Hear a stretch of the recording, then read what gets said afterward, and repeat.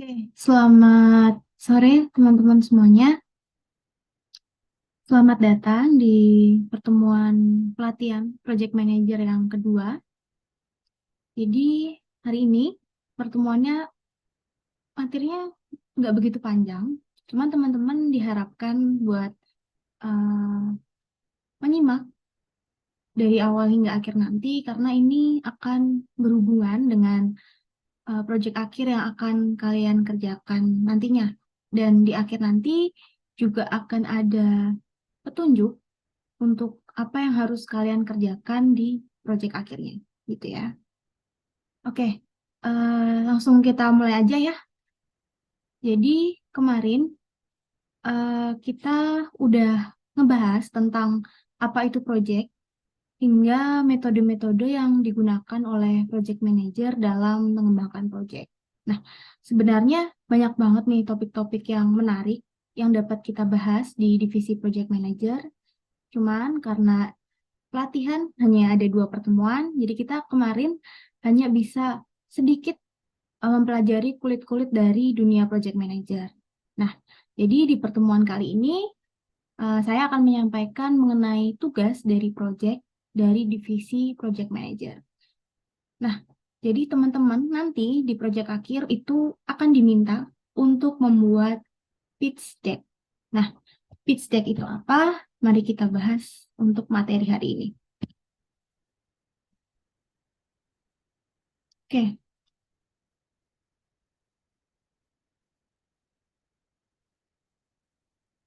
pitch deck ini merupakan presentasi visual yang singkat dan ringkas yang bertujuan untuk menjelaskan ide proyek, tujuan, lalu potensi keuntungan, dan rencana eksekusi proyek. Nah, jadi di pitch deck itu biasanya itu berupa slide PPT yang rata-rata slide-nya itu sekitar kurang lebih 10 sampai 15 slide yang nantinya itu berisikan tentang gambaran umum dari proyek itu.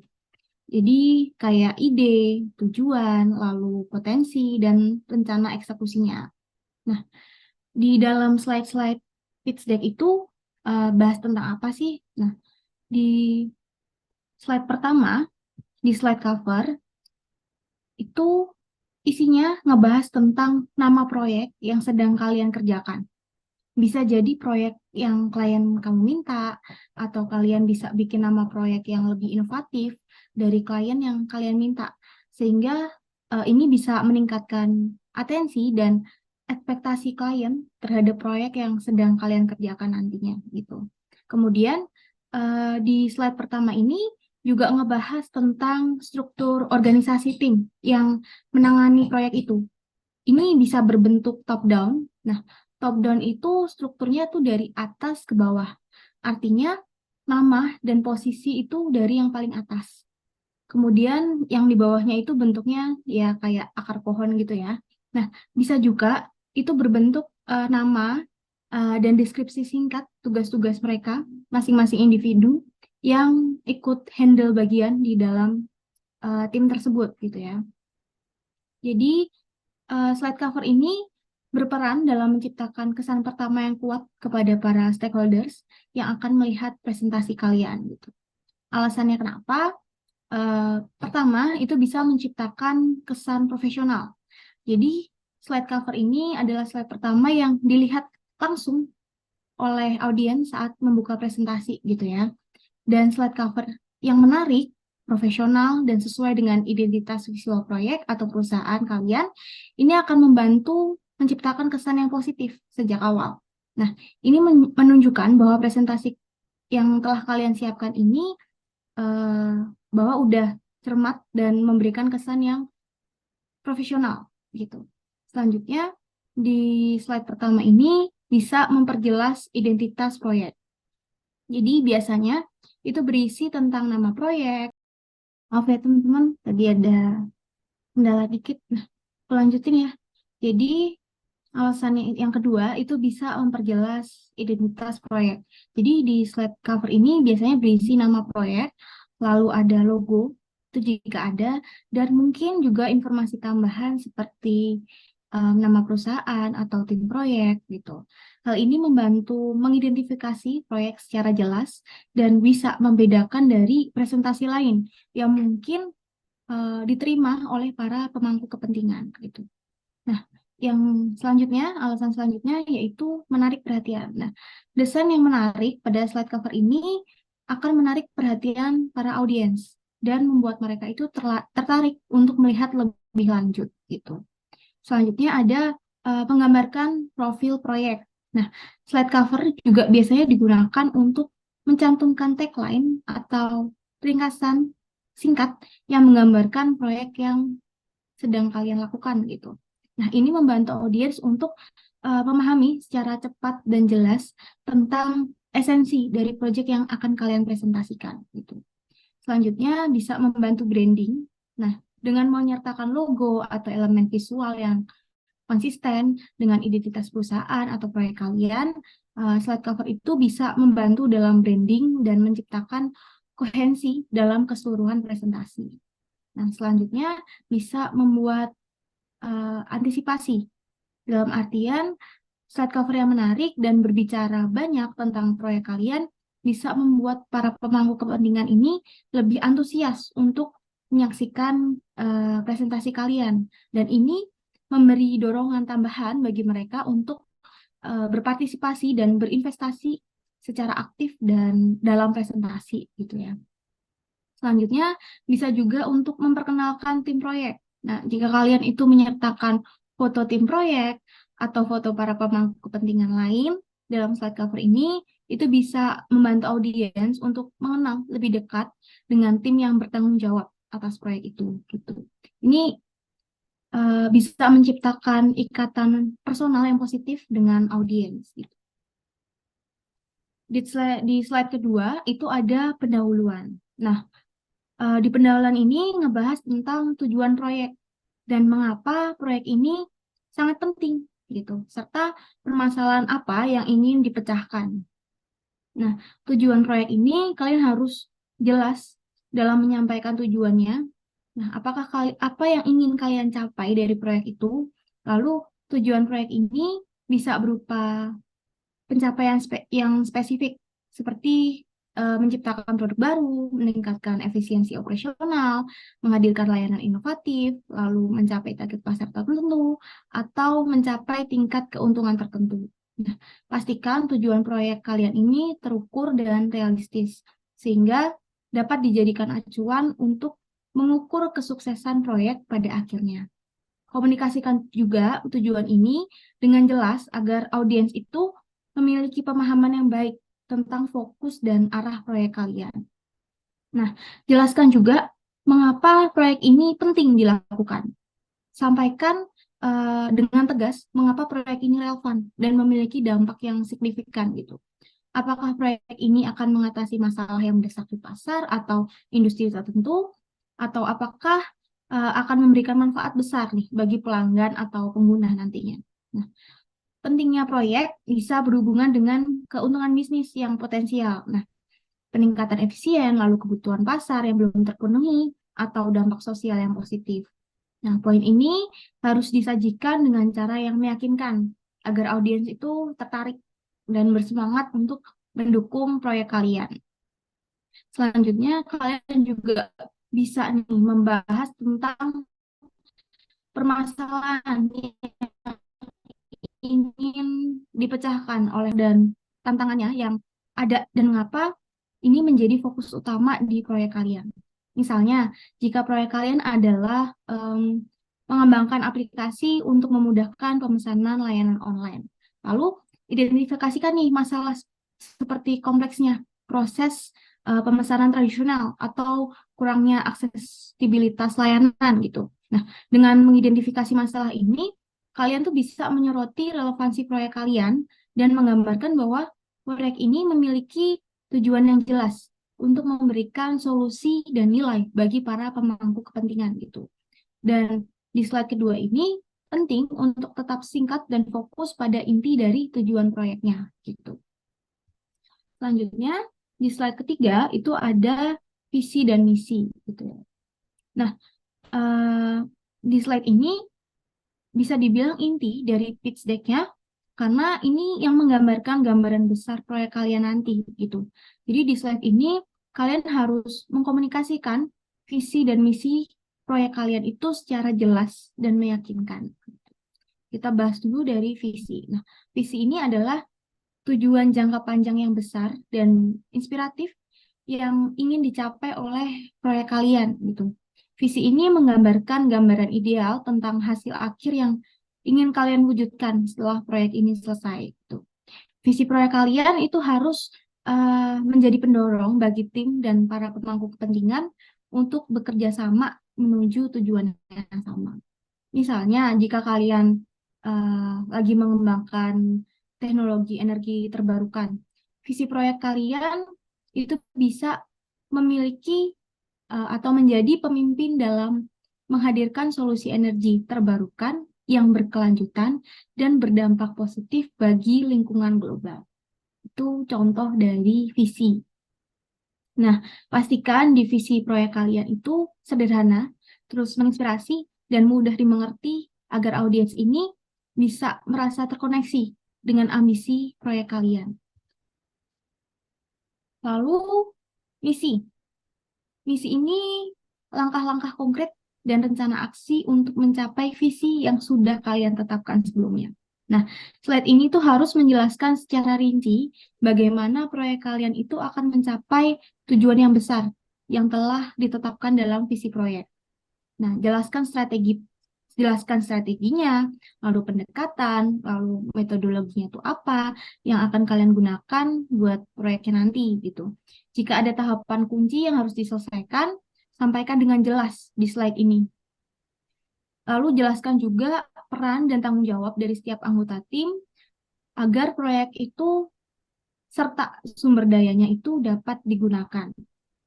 Misalnya nih, jika proyek kalian tuh adalah pengembangan aplikasi mobile. Misi proyeknya itu kalian mungkin mencangkup tahapan perencanaan, desain, lalu pengembangan, pengujian, dan pemasaran aplikasi gitu. Sertakan juga rencana untuk melibatkan calon pengguna dan mendapatkan masukan agar produk akhir itu sesuai dengan kebutuhan mereka. Pastikan misi proyek kalian ini realistis, terukur, lalu terstruktur, dan baik agar proyek yang dijalankan itu bisa efisien dan efektif. Nah, di dalam slide visi misi ini, kalian harus bisa menyajikan informasinya tuh secara ringkas, namun lengkap dan jelas. Jadi tujuan slide ini tuh agar audiens tuh memiliki pemahaman yang jelas tentang tujuan besar proyek kalian dan bagaimana kalian itu berencana buat mencapainya gitu. Dan pastikan bahwa visi misi kalian ini saling mendukung sesuai dengan tujuan yang ingin kalian capai. Selanjutnya, di slide 4 itu ada slide pasar dan analisis persaingan. Nah, di slide pasar dan analisis persaingan ini juga bagian penting dari pitch deck ini untuk memberikan pemahaman tentang pasar yang ditargetkan dan mengapa produk atau software yang akan kalian kembangkan ini memiliki keunggulan dibandingkan para pesaing. Nah, ada beberapa poin yang bisa kalian masukin di slide ini. Yang pertama itu ada gambaran pasar. Jadi di sini kalian harus menggambarkan ukuran dan potensi pasar untuk produk atau software kalian dalam bentuk angka dan statistik yang relevan dan menyampaikan informasinya tentang pertumbuhan pasar dan tren yang mendukung untuk keberhasilan produk atau software gitu. Lalu bisa juga kalian masukin segmentasi pasar. Jadi kalian harus mengidentifikasi nih segmen pasar yang akan menjadi target utama dari produk atau software kalian, lalu menjelaskan mengapa segmen pasar ini relevan dan potensial untuk pertumbuhan bisnis. Lalu bisa juga kalian melakukan analisis persaingan. Kalian bisa tinjau produk atau software sejenis yang sudah ada di pasar gitu. Lalu identifikasi juga pesaing utama dan bagaimana mereka itu memposisikan diri dalam pasar. Selanjutnya kalian juga bisa masukin keunggulan dalam bersaing. Maksudnya gimana? Jadi kalian itu jelasin nih bagaimana produk atau software kalian itu berbeda atau unggul dari pesaing gitu. Sorotkan juga fitur atau aspek yang membuat produk atau software kalian itu menonjol dan menarik bagi pelanggan. Lalu bisa juga kalian masukin point value proposition. Jadi di sini kalian menjelaskan manfaat utama yang akan diberikan kepada pelanggan dan kenapa mereka harus memilih produk atau software kalian. Gitu. Lalu kalian bisa juga analisis SWOT. Nah, jadi kalian berikan ringkasan analisis SWOT. SWOT itu stage, weakness, terus ada opportunity dan threats. Jadi berikan ringkasan analisis SWOT untuk produk dan software kalian. Jadi kalian sorotkan kekuatan dan peluang serta cara kalian untuk mengatasi kelemahan dan menghadapi ancamannya nanti gitu ya. Jadi pastikan informasi yang disajikan di slide ini itu didukung oleh data dan riset pasar yang akurat. Dan sampaikan informasinya dengan jelas dan tegas sehingga para pendengar itu dapat melihat nih nilai dan potensi produk atau software kalian dalam pasar yang ada. Selanjutnya, itu ada slide model bisnis. Jadi, di slide ini, kalian itu akan menjelaskan bagaimana proyek software kalian ini akan menghasilkan pendapatan. Dan bagaimana kalian itu akan menetapkan harga untuk produk atau software yang akan kalian kembangkan. Ada beberapa metode monetisasi yang bisa nih kalian gunakan dalam berjalannya aplikasi nanti gitu. Yang pertama itu ada langganan. Jika proyek software kalian itu merupakan produk berbasis langganan, jelaskan model langganan dan bagaimana kalian akan menarik pelanggan untuk berlangganan dan menawarkan fitur-fitur premium, lalu dukungan prioritas atau akses eksklusif. Selanjutnya, ada pembelian satu kali. Jadi, jika proyek kalian ini merupakan produk dengan pembelian satu kali, jelaskan bagaimana kalian akan menarik pelanggan untuk membeli produk atau software kalian. Lalu, jelaskan juga gimana sih cara kalian untuk memasarkannya nanti. Nah, di situ bisa melalui pemasaran, kampanye pemasaran, lalu ada penawaran khusus atau fitur-fitur unik yang menarik gitu. Selanjutnya ada model premium. Jika kalian menggunakan model premium ini, jelaskan di mana kalian ini akan menawarkan versi dasar gratis dan menawarkan opsi untuk mengupgrade ke versi premium dengan fitur-fitur tambahan. Lalu ada juga iklan. Jadi, jika proyek kalian ini mencakup model bisnis berbasis iklan, jelaskan bagaimana kalian akan menarik pengiklan dan menciptakan pendapatan melalui iklan di platform atau software kalian nanti. Nah, kemudian dalam menentukan struktur harga, itu ada beberapa metode yang dapat diterapkan untuk mengeksekusi strategi monetisasi tadi, gitu. Yang pertama itu ada pilihan paket. Jadi, jelaskan jika kalian akan menawarkan beberapa pilihan paket dengan fitur-fitur yang berbeda dengan harga yang sesuai. Lalu bisa juga dengan penetapan harga. Jelaskan bagaimana kalian itu menetapkan harga produk atau software kalian dengan mempertimbangkan biaya produksi, harga pesaing, dan nilai tambah yang akan kalian tawarkan kepada pelanggan. Lalu ada model tarif. Nah, jika relevan, jelaskan apakah kalian itu akan menggunakan model tarif ini. Jadi, di mana pelanggan ini membayar berdasarkan penggunaan atau tingkat aktivitas gitu. Lalu ada penawaran khusus. Jadi, kalian harus menjelaskan jika kalian itu akan memberikan penawaran khusus untuk pelanggan awal, seperti diskon atau periode uji coba gratis gitu. Jadi pastikan untuk menjelaskan strategi pendapatan dan struktur harga secara jelas dan meyakinkan. Berikan juga data atau informasi pendukung jika ada untuk menunjukkan bahwa model bisnis yang kalian pilih ini adalah yang paling sesuai dengan pasar dan pelanggan target kalian. Selanjutnya, yang keenam itu ada slide produk atau software. Jadi di sini kalian itu harus menyoroti fitur utama dari produk atau software kalian yang akan kalian kembangkan, serta manfaat langsung yang nantinya bakal langsung diterima oleh pengguna dari fitur-fitur tersebut. Nah, kalian dapat mempresentasikan fitur-fitur dengan memprioritaskan fitur utama dalam aplikasi atau software yang akan kalian kerjakan. Selain itu, kalian juga dapat mempresentasikan tentang keuntungan bagi pengguna. Lalu itu bisa berisikan tentang efisiensi, lalu fungsionalitas, lalu kemudahan pengguna, lalu keamanan dan privasi. Lanjut, di slide ke-7, ini ada pengembangan dan rencana waktu. Jadi di sini kalian tuh perlu menjelaskan metode pengembangan yang akan kalian gunakan untuk mengembangkan software dan menyajikan rencana waktu.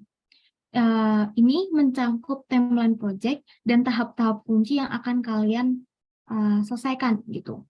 Jadi pada pembahasan metode pengembangan, kalian dapat membahas beberapa metode pengembangan yang sudah kita bahas di pertemuan sebelumnya, seperti waterfall atau agile. Nah, kemudian pada bahasan rencana waktu, kalian tuh dapat membahas tentang timeline proyek.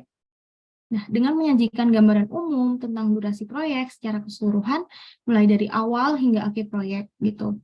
Kemudian membahas tentang tahapan-tahapan kunci, dengan menjelaskan tahap-tahapan kritis dan perkembangan software, dan berapa lama perkiraan setiap tahap akan berlangsung, gitu. Kemudian, membahas tentang milestone. Nah, dengan menyoroti titik-titik penting dalam proyek, yang menandai pencapaian tertentu, seperti peluncuran versi beta, uji coba pengguna, atau peluncuran resmi. Jadi, pastikan untuk menyajikan metode pengembangan dengan jelas dan menekankan keuntungan dari pendekatan yang kalian pilih. Selain itu, jadikan rencana waktu itu sejelas mungkin dengan menggambarkan tahapan-tahapan yang harus diselesaikan dan estimasi waktu untuk masing-masing tahap. Jadi pastikan timeline proyek itu realistis dan dapat dicapai oleh tim proyek kalian. Pastikan juga tetap terbuka untuk penyesuaian dan perubahan yang mungkin terjadi selama pengembangan software, terutama jika kalian itu menggunakan metode agile atau fleksibilitas lain dalam pendekatan pengembangan.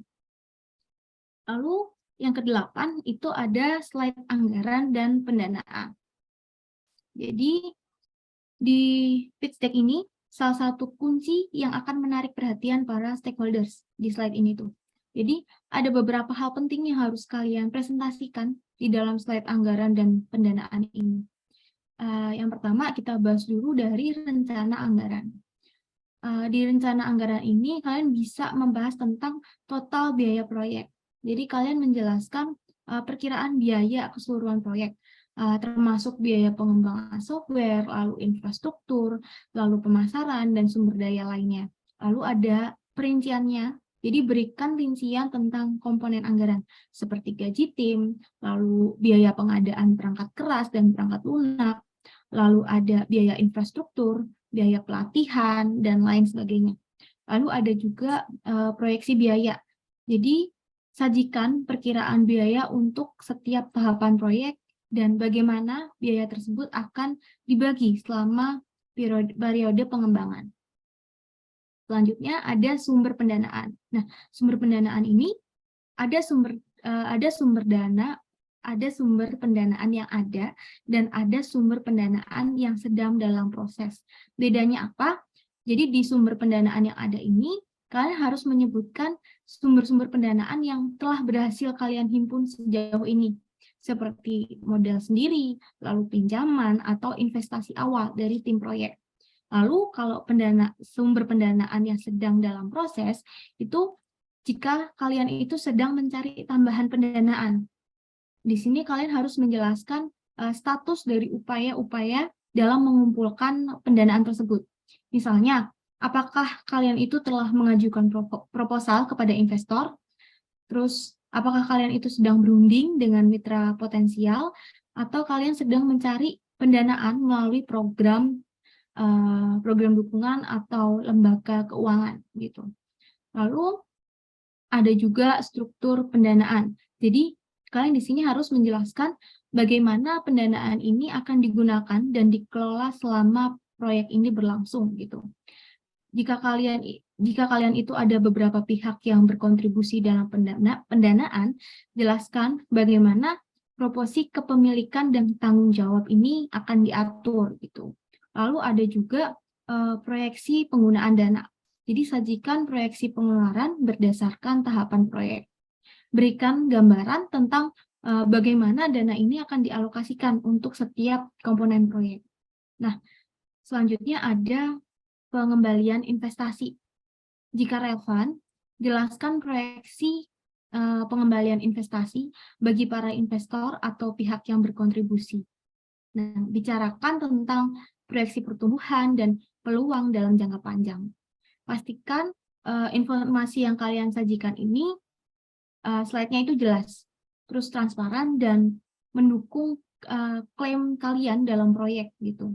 Ini akan membantu para pemangku kepentingan buat ngerti gimana sih proyek ini akan dijalankan secara finansial dan bagaimana mereka itu dapat mendukung jalannya proyek tersebut. Slide selanjutnya itu ada slide proyeksi keuangan, yaitu proyeksi pendapatan. Nah, di slide ini kalian itu menyajikan informasi tentang bagaimana proyek ini diharapkan akan menghasilkan pendapatan dan berapa banyak biaya yang akan kalian keluarkan dalam jangka waktu tertentu. Jika proyek kalian sebelumnya itu pernah berjalan, kalian itu bisa dapat memaparkan pembukuan dari proyek tersebut berupa periode, terus pendapatan kotor, lalu pendapatan bersihnya. Nah, gitu. Selain pendapatan, pada proyeksi keuangan ini juga memaparkan tentang proyeksi keuangan yang telah dikeluarkan untuk keberlangsungan proyek. Nah, gimana kalau sebelumnya proyek ini belum pernah dijalankan, alias kalian tuh baru rintis, yaitu kalian bisa memberikan proyeksi kebutuhan ke depannya dan hanya cukup memaparkan pengeluaran yang dibutuhkan dalam jangka waktu tertentu ke depannya. Nah, di slide terakhir itu ada slide strategi pemasaran. Jadi di sini kalian itu bisa memperlihatkan bagaimana produk atau software yang akan kalian pasarkan nih kepada calon pelanggan. Dalam rencana pemasaran itu ada beberapa cara yang bisa dilakukan. Contohnya itu ada digital marketing. Ini berfokus pada strategi pemasaran digital, termasuk kampanye iklan online, lalu ada media sosial, lalu ada optimasi mesin pencarian. Ini untuk meningkatkan visibility. Lalu ada juga konten marketing. Jadi dengan menghadirkan konten yang berkualitas seperti blog, lalu video tutorial, dan infografis, ini bisa menarik calon pelanggan dan meningkatkan kesadaran merek gitu. Lalu ada email marketing. Jadi dengan memanfaatkan email marketing untuk berkomunikasi langsung dengan pelanggan potensial dan menyampaikan penawaran khusus serta informasi terbaru tentang produk atau software. Lalu ada kemitraan strategis. Di sini bisa menjalin kemitraan dengan pihak-pihak yang memiliki basis pelanggan yang relevan untuk memperluas jangkauan dan meningkatkan exposure produk atau software kalian gitu. Kemudian kalian juga bisa membahas bagaimana rencana kalian untuk mencapai target pasar atau proyek kalian dan mendapatkan pasar yang lebih besar. Nah, dari penjelasan tadi mungkin dari teman-teman ada yang mau ditanyakan dulu?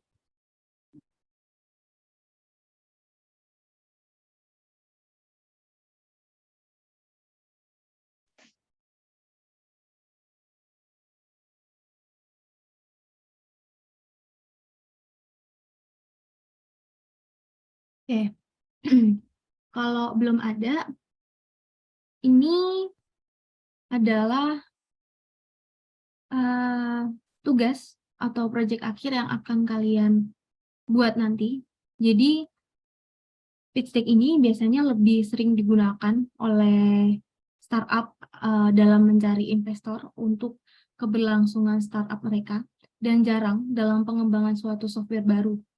Akan tetapi, hal ini tuh bisa menjadi sangat penting dalam menggambarkan rencana dan strategi yang matang.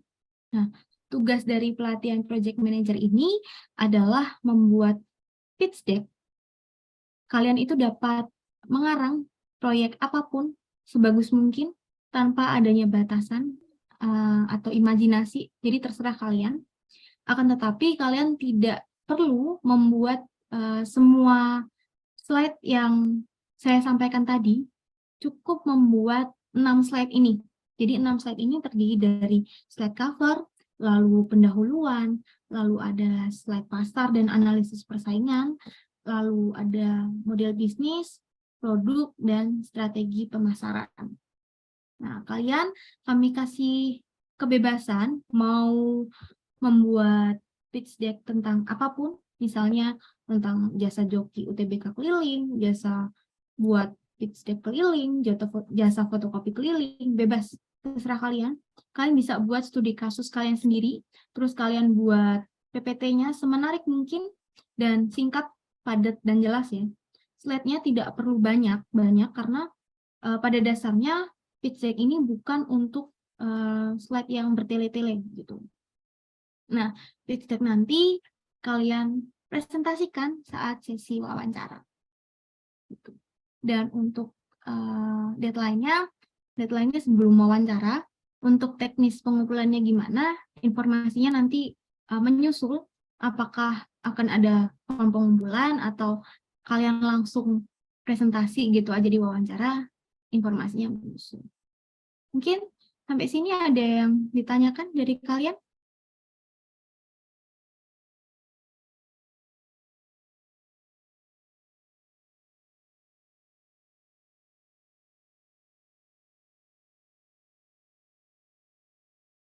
Sambil kalian mungkin ada yang ditanyain, bisa absen dulu ya teman-teman. Aku kirim linknya. Oh, udah. Bisa absen dulu ya.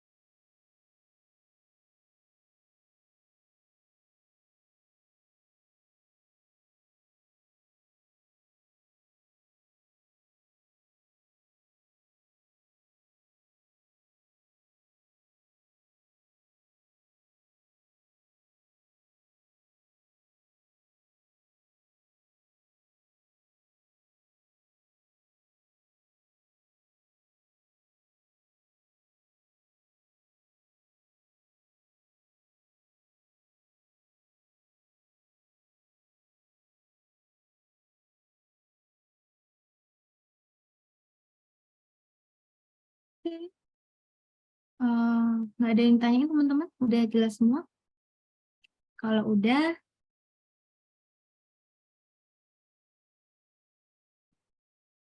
kita akhiri. Teman-teman jangan lupa buat ngerjain proyek akhirnya dan kami tunggu di project manager. Nanti kita belajar banyak tentang project manager gitu. Oke, kalau gitu terima kasih teman-teman semuanya udah join, udah ikut serta dari pertemuan pertama sampai pertemuan kedua ini. Selamat mengerjakan tugas akhir dan semoga bisa bergabung. Selamat sore semuanya.